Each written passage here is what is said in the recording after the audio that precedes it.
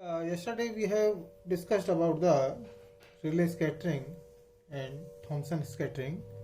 Uh, Today we will discuss about the Raman effect, and the last topic of this unit is the radiation damping and radiation resonance fluorescence.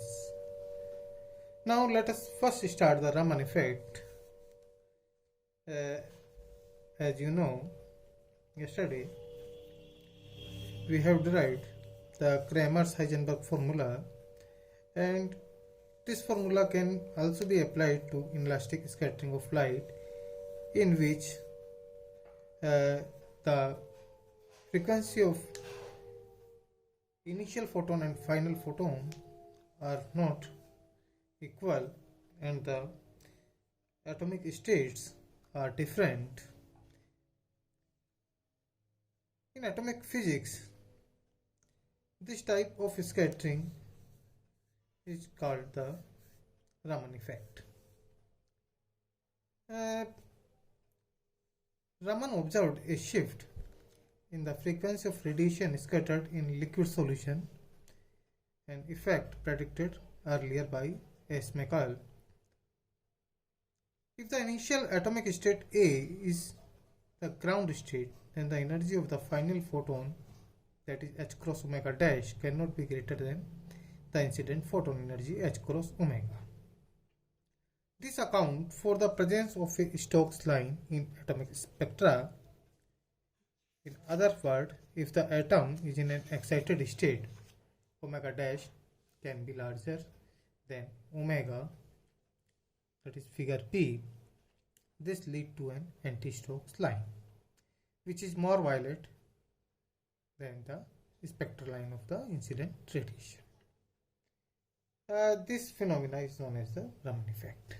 Now let us discuss the radiation damping and resonance fluorescence.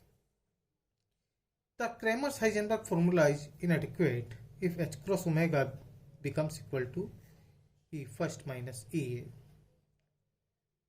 In this case, the cross section becomes infinite and the phenomena is not observed in nature. The scattering cross section becomes very large and goes through a very sharp maximum in the neighborhood of h cross omega, and this is a phenomena known as resonance scattering of light or resonance fluorescence. When we use the second order time dependent perturbation theory, we assume that the intermediate state first is a stationary state. In this case, the classical expression for the Rayleigh scattering cross section also blows up for omega approximately omega naught.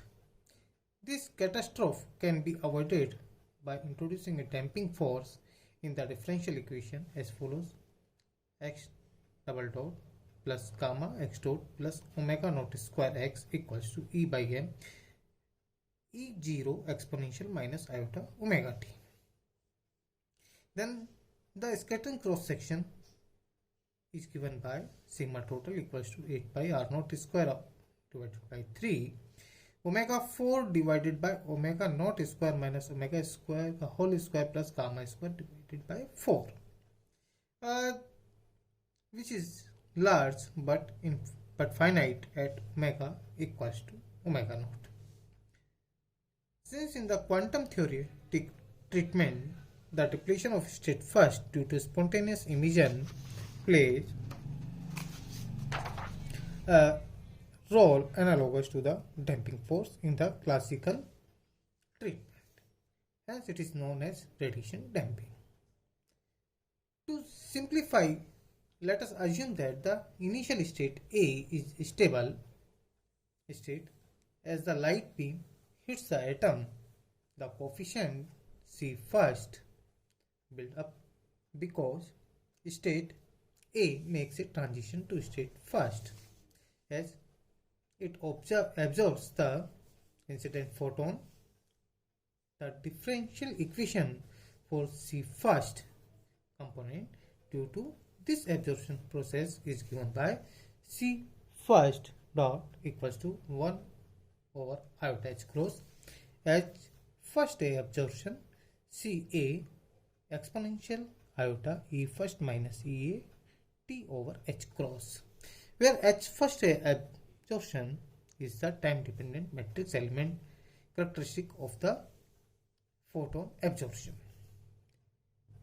The probability of finding the excited state first decreases with time as exponential minus gamma first T over H cross, where gamma first equals to H cross over tau first. Tau first is the mean life of state first. So in the absence of any incident radiation, it can be modified as C first dot equals to 1 over iota H cross H first A absorption, Ca exponential E first minus Ea T over H cross minus gamma first over twice H cross C first. Where the second term, this term describes the depletion of state first due to spontaneous emission.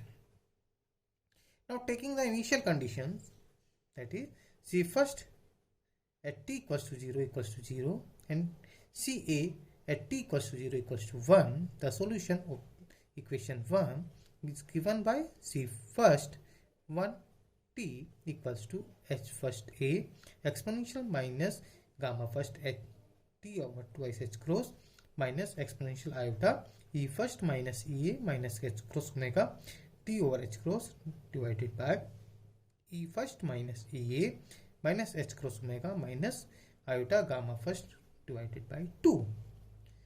Here H first A is the time independent matrix element. From equation 5, this equation, the lowest order probability for finding state first is equal to C first 1 t magnitude square for t tends to infinity, and it is given by magnitude of H first A square divided over E first minus Ea minus H cross omega whole square plus gamma first square divided by 4. In this equation is regarded as a function of the incident photon energy H cross omega. It has a familiar Lorentz shape whose full width at half maximum is given by H cross over tau first.